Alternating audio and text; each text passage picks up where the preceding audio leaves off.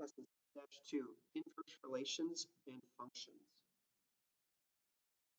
Two relations are inverse relations if one relation contains elements of the form AB, when the other relation contains the elements of the form BA.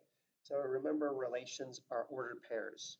So all ordered pairs are relations, but in order for them to be a function, though, they have to have one x value has to be matched up with exactly one y value. So when you're talking about inverse relations, if I have an ordered pair of 4, 7, the inverse would be 7, 4. I'm just flipping my x and y around. Two functions, f and g, are inverse functions if and only if both their compositions are the identity function. The inverse function f of x can be written as f of raised to the negative first x. So this would be just the notation for the inverse function. Now you can find inverse functions by comparing the table of values when you graph it on your graphing calculator, because if for it to be a function, it has to be exactly one y value with one x value, and in the other direction, one x value matched up with exactly one y value. So inverse functions. If f and f superscript -1 are inverses, then f of a equaling b, if and only if f superscript -1, b equals a. So they have to be the opposite of each other. So example, let f of x equaling x minus 5 and represent its inverse as the inverse of f of x is x plus 5. So when they're evaluating it, if f of x, if I put 7 in for x, I have 7 minus 5, which is 2. And if you did the inverse, so if you did the opposite, so you'd have x plus 5, put a 2 in there for your x instead, 2 plus 5 would still give us 7, which the ordered pair was originally was 7, 2. This one would now be 2, 7. So those would be inverses. Not all functions have an inverse function though. You can use a horizontal line test on a graph of a function to determine whether an inverse function exists. If you do the horizontal line test and it crosses in more than one spot, then it's not a function. It doesn't have an inverse on it. If a function fails the horizontal line test, you can restrict the domain of the function to make the inverse a function. So the inverse could be a relation, it just may not be a function. Choose a portion of the domain on which the function is one-to-one. There may be more than one possible domain that you can do that. Our first example, we want to determine if each function below is a inverse, whether the inverse is a function. So this letter A, I can use the horizontal line test. If I draw a horizontal line, it only crosses in one spot. So yes, this is a function. For letter B, I'm going to use my calculator here. So that I can graph, or not, I'm not going to graph it, but I'm going to put the points in here, use a table feature. So 2 divided by 3 x squared minus 4/3. Now if I use the table feature, and you'll notice that I have a 1.33 here and a 1.33 here. If I go in the reverse, if I flip them, I have 1.3 pointing at two different numbers, a 2, -2, and a +2. That can't be there, so this is not one-to-one function, so the inverse is not a function.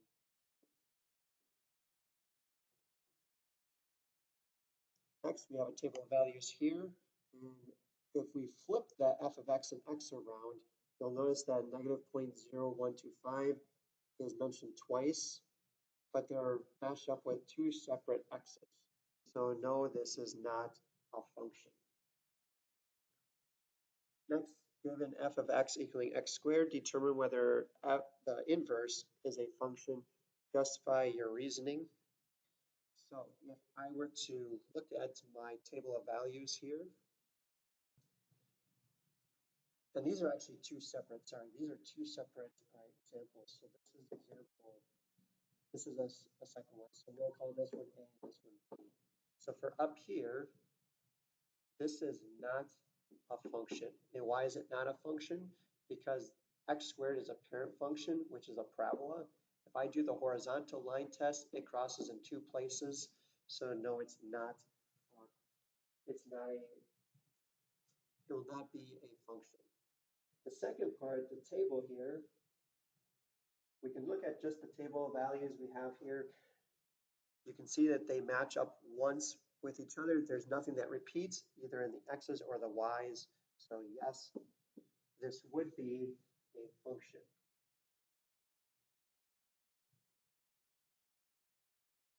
Next, this one is actually the same one we just did. So if I went back, yeah, so this one we said was a function because this is 1-to-1. Example 2, for f of x equaling 3x plus 2, determine whether the inverse is a function. If an inverse exists, graph the function and its inverse. So we have 3x plus 2. So one way to solve these, the inverse, is just flip your x and y around. So if the original one is y equals 3x plus 2, the inverse would be x equaling 3y plus 2, and I just have to solve for y. So I'm going to subtract 2 on both sides, and now I have x minus 2 equaling 3y. Divide everything by 3, and I would have y equals 1/3 x minus 2/3. So now let's graph those. So let's graph this one in blue. So I'll put a point at 2, and I go up 3 to the right 1, up 3, 1, 2, 3 to the right 1, or I go down 3, 1, 2, 3 to the left 1. I can draw a line here. Now this one would be an inverse because it passes the vertical or the horizontal line test. So yes, this is a inverse. Let's graph the inverse here. I'm going to use my calculator to come up with a table of values. So if I type in 1/3 x and then minus 2/3, I can have a point at -1, -1. Put this one as green, so -1, -1. I have a point at 2 is 0. I have a point at 5, 1. If I go the other direction, I can have a point at -4, -2. So here's where my line would be.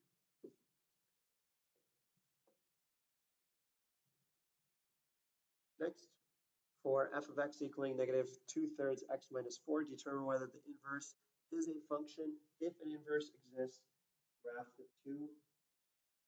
Since this is a linear line, I know there is an inverse.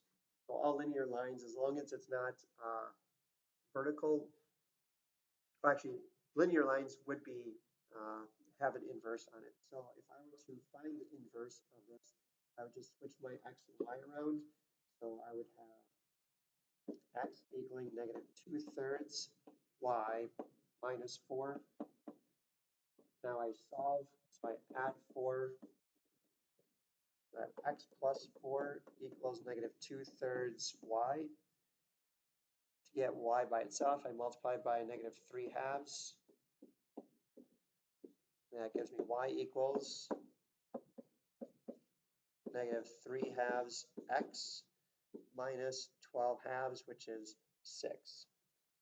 Now to graph it, I'll graph the green one first, put a point at -6, slope of -3/2. So I'm going to go up 3, 1, 2, 3 to the left, 2, 1, 2. We're down 3, 1, 2, 3 to the right, 2, 1, 2.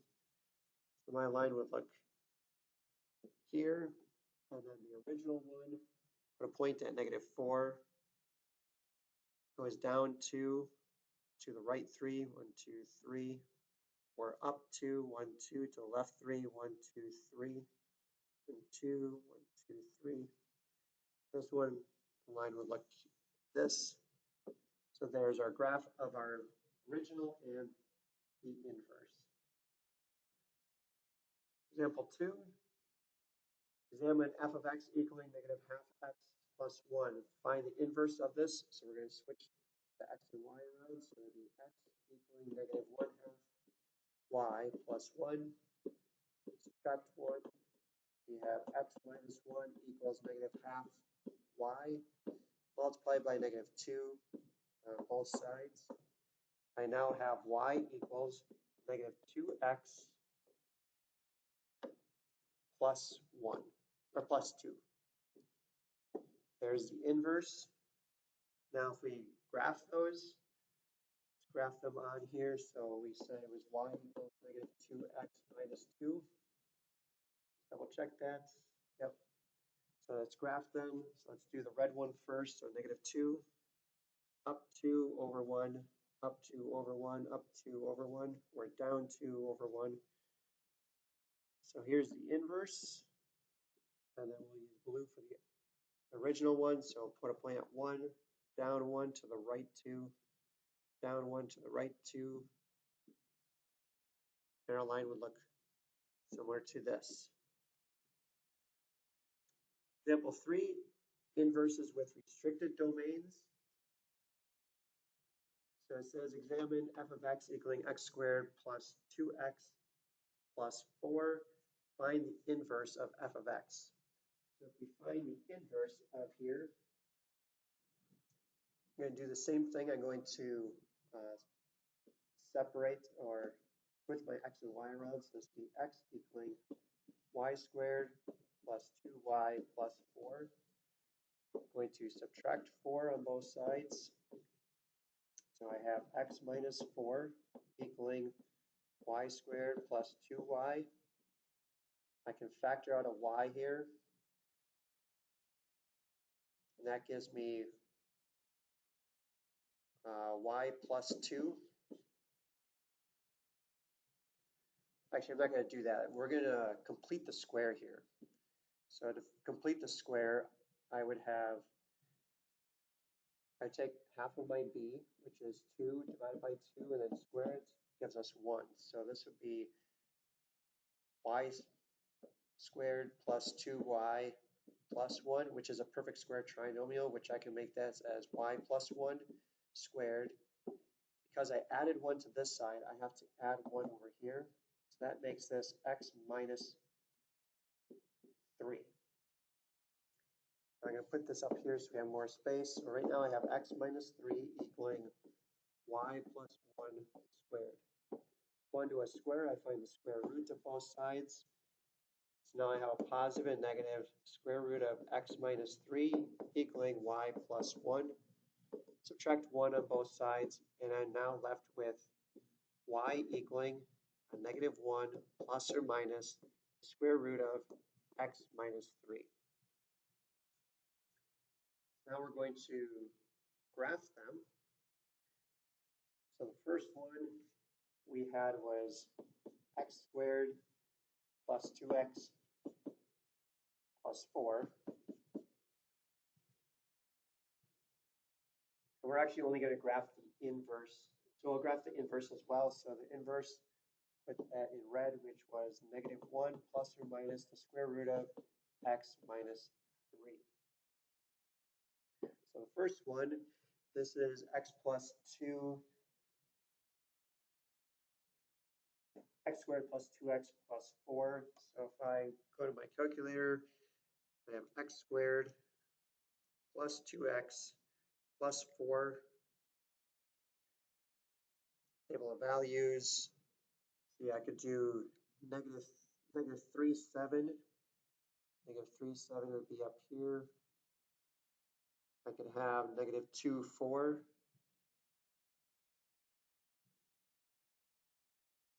I could have -1, 3.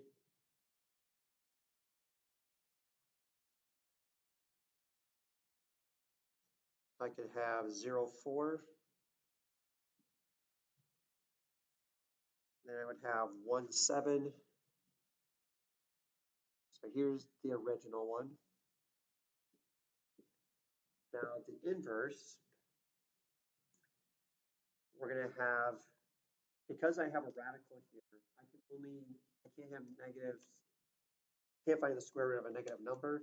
So I have to limit the domain. The domain has to be 3. So if I put a 3 in for x, I would have -1 plus 0. So -1 plus 0 would give us -1. So we have -1, -1. So I'm just going to create a table of values here. If I put a -1 in here, actually, -1. If I put a 3 in here, so a 3 in here, this will give us a -1. So I go 3, -1. And I have to go numbers bigger than that. So 4 minus 3 would give us 1. The square root of 1 is 1. -1 plus 1 is 1. Or -1 plus 1 is 0. So I have 4, 0.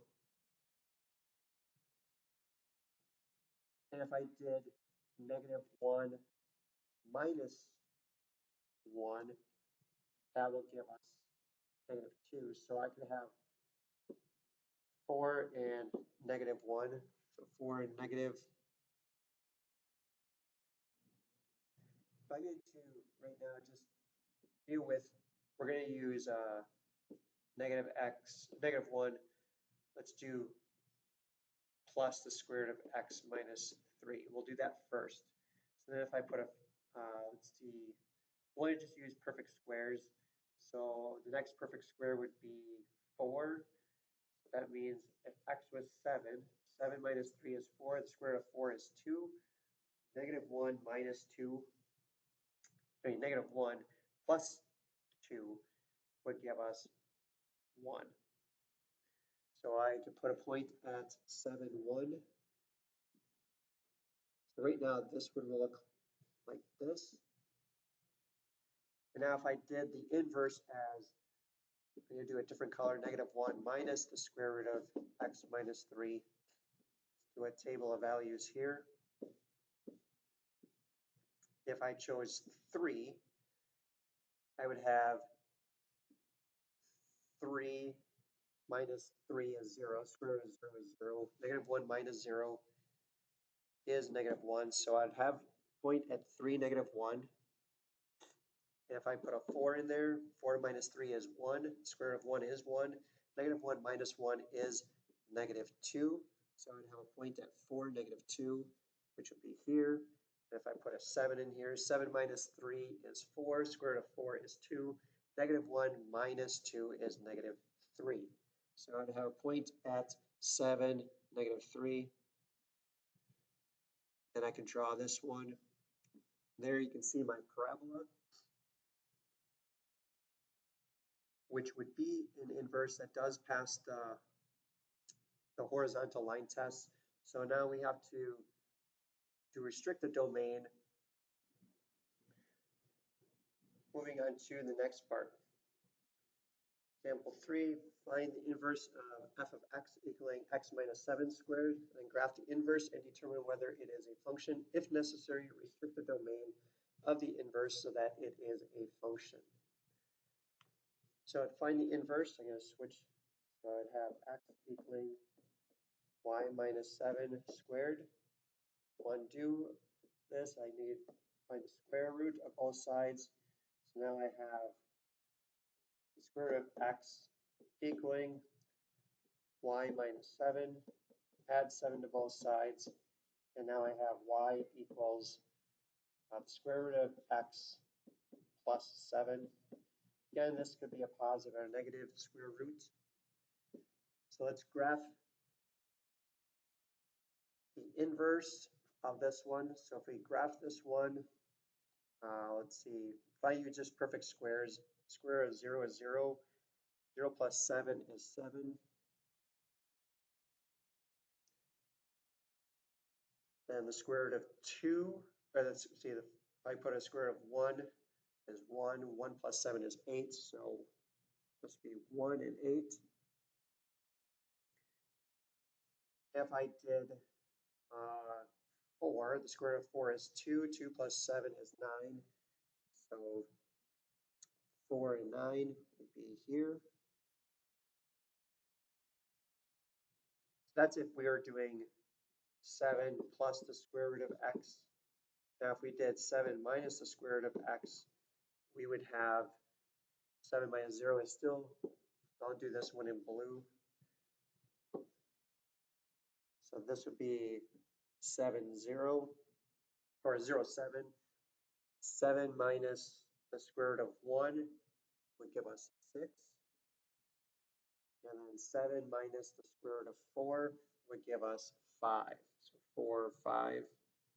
So here's where our graph would look like for the inverse. Now restricting the domain.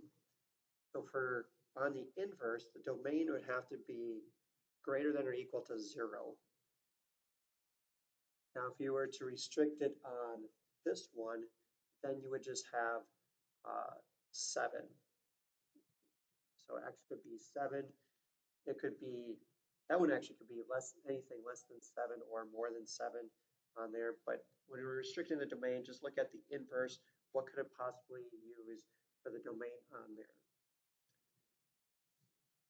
Next, the formula for converting a temperature in degrees Fahrenheit to degrees Celsius is T of x equaling 5/9 times x minus 32. Find the inverse of T of x and describe its meaning. So if I were to switch this around, I would have y or x equaling 5/9 times y minus 32. Get to the other side, I'm going to multiply this by 9/5. So now I have 9/5 x equaling y minus 32. Add 32 to both sides. And now I have y equals 9/5 x plus 32. So the original one is going from Fahrenheit to Celsius. This one is going from Celsius to Fahrenheit. So if I were to put the original numbers in here, so this would be like your Fahrenheit, or Celsius would give us Fahrenheit. So this one would be, to find Fahrenheit, you would take 9/5 times the Celsius plus 32 degrees. Next, Sunil has a $3 off coupon for his local art supply store and plans to purchase paints that are $4 each. After taxes, the total cost is given by the function f of x equaling 1.08 times 4x minus 3, where x is the number of paints he buys. Find the inverse of f of x and describe its meaning. So the first thing we're going to do is switch our x and y around. So we have x equaling 1.08 times 4y minus 3. First thing I'm going to do is just distribute here. And I have 1.08 times 4y gives us 4.32 minus 1.08 times 3 gives us 3.24. Now let's get our y's to the other side. Now, did you have to do that? You could also divide by 1.08 first if you prefer. But let's here, let's add 3.24 to both sides. Now we have x plus 3.24 equals 4.32y. Divide everything by 4.32. And we would have y equaling x plus 3.24. Divide all that by 4.32. What would this This mean you use this to find the number of paints purchased given the total cost of Sunil's purchase. So in simpler terms, you would just say used to find number of paints.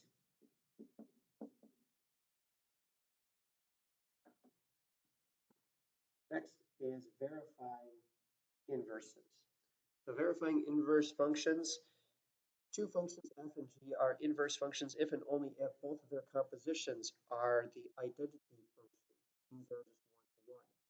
So f of x and g of x are inverses if and only if the composition, so f composed g or f of g of x equaling x, and then g of f of x equaling x.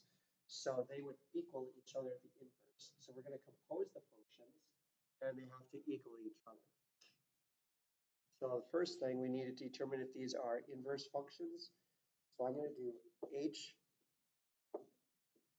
of k of x first. So I'll do that. So I got to put k in for h and then solve it. So this would be the square root of x minus 13 squared plus 13. And then, so solving that one,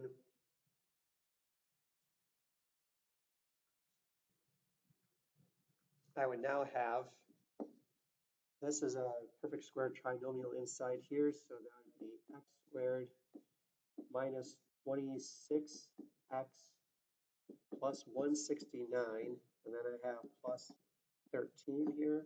So this will give us x squared minus 26x plus 182. This is not the same as, well, we have this one as one of them. So now let's do composing the other one. We'll do k of h, see if they equal the other one. Okay, so now if I put h of k in there, so h into k, so I would have square root of x plus 13 here, and I have to minus 13, and I square it. And if I were to solve that one, this one would have to equal the other one. But I don't actually have to do this part because I already know here this does not equal the other function. And because it doesn't equal the other function, these are not inverse functions. So when you do the composition of one, it has to equal the other function. Let's try this one. F of x equaling 5x plus 3 and g of x equaling 1/5 x plus 3/5. So if I were to find the inverse, if we were composing these, so if I were doing f of g of x, I would put g of x in for x here. So if I do that, this will give us 5 times 1/5 x plus 3/5. And then I have to add 3 to the end. If I do that, I would end up with x plus 3 plus 3, which gives us x plus 6. And since x plus 6 is not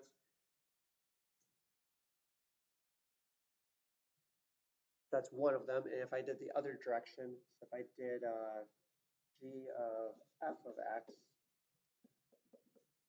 to prove that it's still not, I would just put in 5x plus 3 in for x, so we have 1/5 times 5x plus 3 plus 3/5.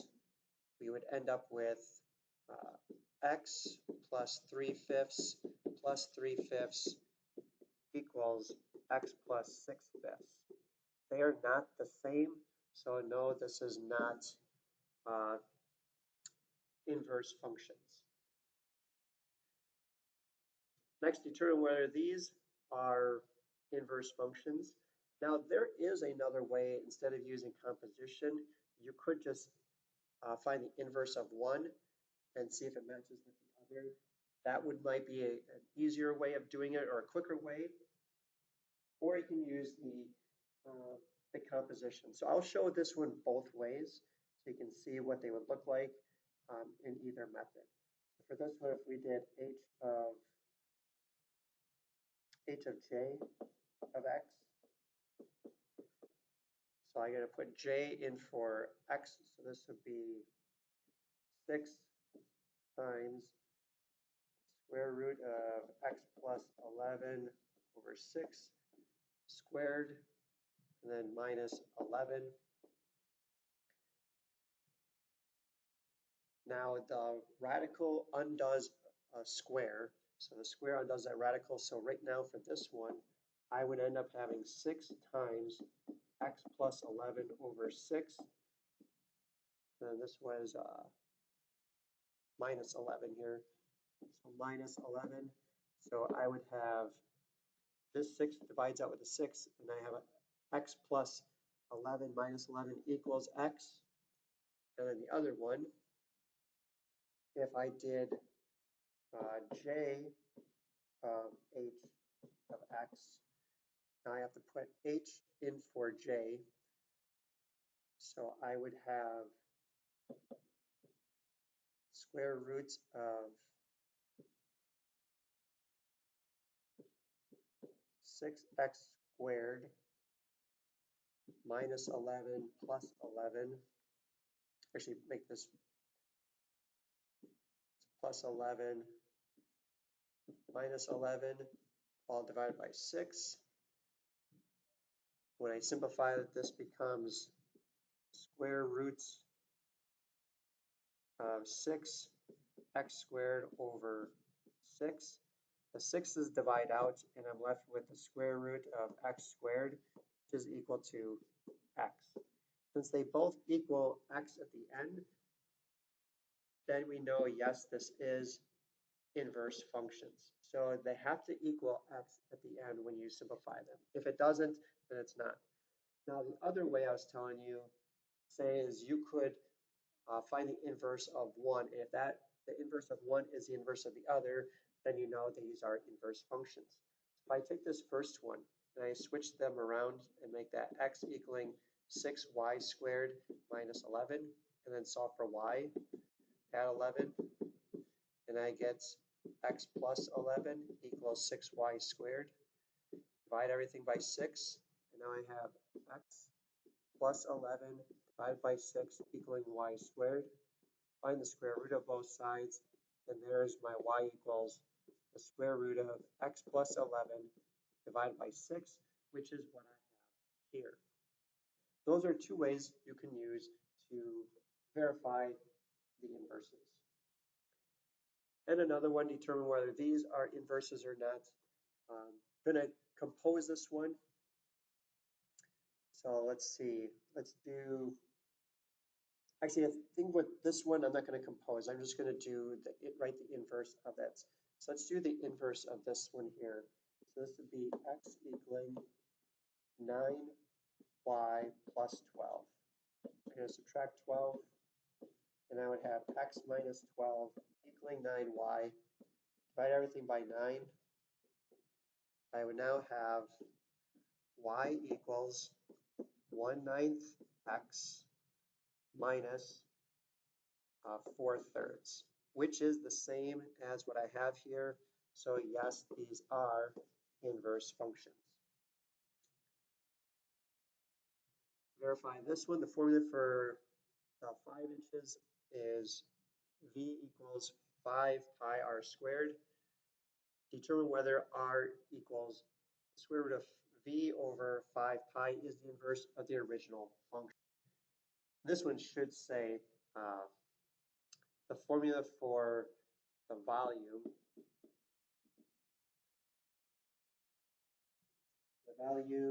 of a cylinder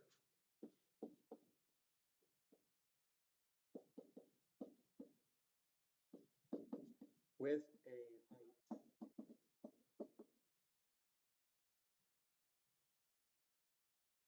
of 5 inches is V equals 5 pi r squared.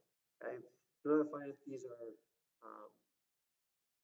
inverses of each other. So if I switch them around, I'd have x equaling 5 pi, then this would be y squared. Actually, let me just keep using v and r. So I would have r equaling 5 pi v squared. So I have to solve for v. I'm going to divide by 5 pi. Now I have r over 5 pi equals v squared. Find the square root of both sides, and I'm left with v equaling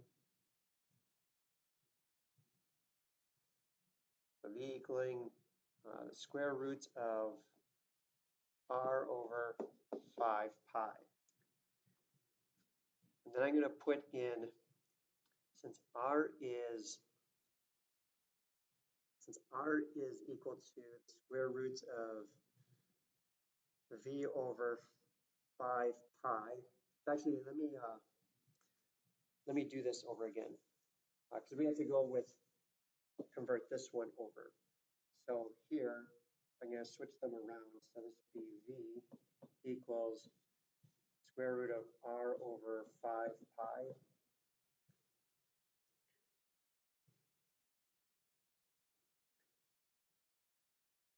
Let me, we have our r here, and we have our v here. Oh, no, I'm sorry. We have v and then r. To solve for v, I need to square both sides. So now I have r squared equals v over 5 pi. Multiply this by 5 pi on both sides. And now you're left with v equaling 5 pi r squared. So here we just solve for the volume when we are given r equals square root of v divided by 5 pi. So yes, these are inverses. And our last one, the formula for the kinetic energy of an object with a mass of 25 grams is Ke, or kinetic energy, equals half times 25v squared, where v is the velocity in meters per second. If v is non-negative, is v equaling the square root of 2ke divided by 25, the inverse of the original function. This one I'm going to compose. So we're going to compose, let's see, we're going to do v composed of Ke. We're going to compose those. I'm going to put the v, whatever v is, I'm going to put that in for the kinetic energy one, or this for v in here. And then we can solve that one. So right now we have kinetic energy equals 1/2 25, and then here we have the square root of 2ke over 25, and all this is squared. Now the square undoes the radical. So right now I have Ke equals 1/2 times 25 times 2Ke over 25, because this undoes that symbol. Now I can simplify. 25 is divided with 25. The 2 divides out with 2. I'm now left with Ke equaling Ke, which is true. So yes, these are inverse functions. So that is just another way of solving that with composition. You could solve that one for kinetic energy to see if you get the exact answer there, or you can take the top one and solve for v. Either way, you can determine if they are inverse functions. So that is our lesson on inverse relations and functions.